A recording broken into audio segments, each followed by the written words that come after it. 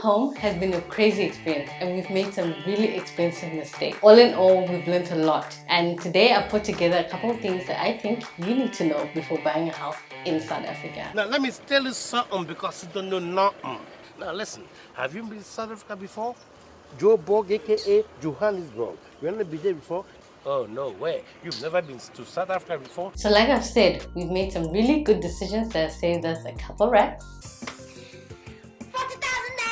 We've made some really bad decisions that have cost us a pretty penny. But as a friend, it's only right to help a friend out. So I'm here to tell you what the property streets are really saying before the property market shows you shiggy. The first thing I realized very quickly was that buying a house is a very emotionally tasking process. You go into it, you have your dream house in your head, your decoration style, how you want to decorate your house. You have things in your imagination. Imagine if this was in your mouth. Fantasizing First of all, most of the homes you'll see don't meet up to that. So you're not gonna like a lot of the homes you go and see. Then the very few that you do fall in love with, you start fantasizing about them. You know how you're gonna decorate. This room is for this, that room is for that. And then the deal falls through. Phew! Your heart sinks. I've been through this process too many times. At some point, I wanted to quit. I was like, I'm not doing this no more. If you're anything like me, this is going to be an emotionally challenging process for you. The second thing I learned is that an offer to purchase, otherwise known as OTP, is a legally binding document. So you can't put an offer to purchase on more than one home. This document is a very serious document, and if you fall through on it, you can be slapped with a fine of over 100,000 rand. My dear, that's a very expensive slap. You can't be out here handing out OTPs like an African parent's false promises. You know when your African auntie comes over and gives you money and then your mom says, oh yeah, come, let me keep that money for you. I'll give it to you at the end of the year. Lies! It's a lie. The lies, honey. Don't believe that. Came from straight from Satan. It's a lie. You'll never see that money again. So when you do finally find a house you like, the realtor will give you an OTP to sign. Don't sign it yet, my friend. No matter how much pressure the realtor puts on you, don't let anybody pressure you. Don't pressure me. Don't pressure me. Take your time and read it first. Realtors, you people. I'll get to you people soon. So in our case, the first house we were interested in buying, the realtor was trying to put pressure on us. Don't pressure me. But while she was talking about everything that's in the OTP, she mentioned that the OTP is a legally binding document. So I proceeded to ask her, so does this mean that if we sign this OTP and we find another home that we like, we can't sign another OTP on that house? And she was like, no. At this point, we realized how serious the document was, so we decided to take it home, read through it, think over it, and make our decision. When we got home, I told my husband that I remembered in high school, my consumer studies teacher told us that when you're buying a home, don't buy a home without conducting a property inspection, because sellers sometimes will hide damages to the property, so hide things like cracks.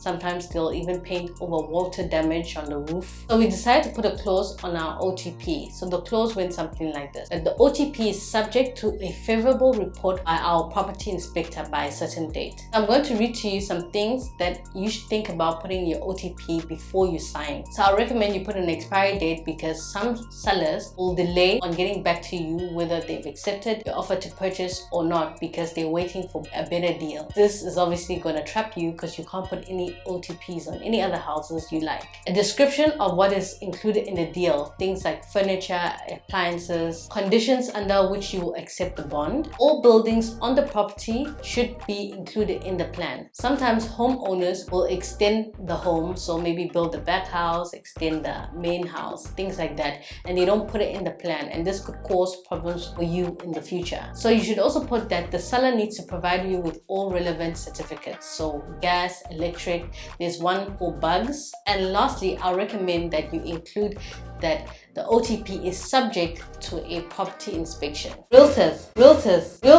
How many times did I call your name? How many times did I call your name? This is something I learned. Realtors are salespeople. They are not building experts, and they are certainly not your friend. So realtors, to be honest, they are really friendly people, but they are salespeople. They are incentivized to sell the home. So even if the home doesn't meet your requirements or your needs, they still just want to sell you the home. So you have to have this in mind, and they'll use several tactics to get you to buy. So the first tactic they'll use is scarcity. So they'll try and make you feel like there are multiple people looking at the house and that the house may go, you need to put in your OTP, things like that. Okay, sometimes there is a demand on the house, but usually you'll be able to tell if they're trying to coerce you. So take your time and evaluate for yourself if this house is a good fit for you. Secondly, they'll usually reject your first offer. This usually happens when you come in lower than the asking price. So this is what they do to get you to go a bit higher than what you want to go for. And I think what will help you during this process is if you do your own research on what the house is really worth. So I'll recommend that you use platforms like Property24, search for homes that are in the same neighborhood that you're looking at with a similar size of a house and see how much those homes are going for. Then I'll also recommend you use a platform on F&B if you have F&B. In their app, they have a tool that can help you look for homes in your area, and even the specific home, you can see the history of the home, how much it was sold for in the past. You can see homes around that are similar to the home you're looking at and see what they're going for, and this can give you a ballpark on what the home is actually worth. Don't also reveal too much about what you are going through. So if you know that your lease is coming to an end, don't tell them that, because they'll feel that you're desperate, you need a place to stay, and definitely they'll use this against you. Another thing that they do sometimes is they'll downplay the things that you notice, like damage to the property. So if you see a large crack, they may downplay it. If you notice something with the roof, they may downplay it. Remember that they are not building experts. You need to hire a building expert to evaluate the home. Another thing I learned during this process is that some banks in South Africa will give you a 100% loan, and sometimes they will also pay a percentage of your transfer fees. So in our case, they paid about 80% when we calculated. So I'm not sure if this is a going rate. Another thing I'll recommend is, as you start the process of looking for a house, apply for pre-approval. You can apply for a pre-approval through a bank or a bond originator. So the benefits of going through a bond originator instead of a bank is that a bond originator will apply on your behalf to multiple banks. So you get multiple offers from the different banks, and you will have like more than one choice, so you can choose the best offer. Whereas if you go directly to a bank, you only have that one bank. Going through a bond originator is free, so you might as well just use it. So some things do come for mahala. Another thing I learned during this process is that it's better to buy a house at the lower end of your affordability. This will give you wiggle room if things change. So things like interest rates, we keep getting messages from our banks telling us interest rate is going up. Don't make the mistake of buying at the higher end, because once the interest rates go up and other expenses in your life go up, like fuel prices are going up. Discount keeps charging us even though they're not giving us electricity. Things like that, is that you won't have wiggle room once costs go up, and you'll realize that this thing, it ain't choke. So you don't want to be choked out by this house. This house that's supposed to be a blessing will soon become a curse, very soon. Another thing I realized is that when people say there are a lot of hidden costs when you're buying a home, they are not lying. So there are so many hidden costs, not just the hidden costs of the buying the home process. There's also hidden costs in, like, after you start living in the home, things you need to think about that you may need to start paying for. I'm just gonna read a few to you.